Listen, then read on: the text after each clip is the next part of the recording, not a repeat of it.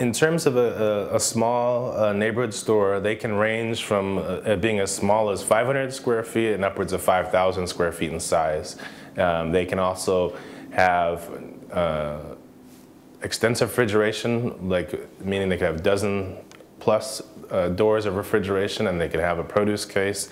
And in other situations, they could just have single merchandisers in that they don't have any refrigeration in terms of dedication to produce or healthy food items. Each store owner has kind of a base inventory of items that they already know are proven sellers. Each store will have a varied inventory based on the customer demand. You know, if you live in a community that's near a school, oftentimes you will see kind of a replacement to the brown bag lunch. You know, so the kid could effectively go into the store and get an unhealthy processed lunch replacement and also an unhealthy sugary beverage to go along with that. You can find packaged burritos, you can find different lunch meats, you can find different prepared sandwiches that they, again, don't have really much to do with in terms of other than creating shelf space for the distributor to put the item out in the store.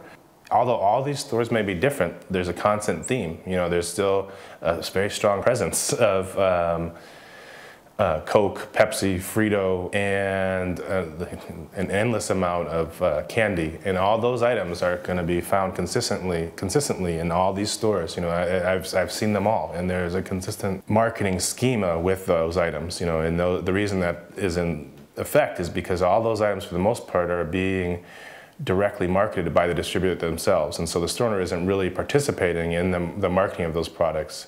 So although we might have different sizes of stores and different stores with the ability or the lack, some lacking the ability to market fresh produce, they still have a core inventory that is probably not the inventory that you want to see in the store.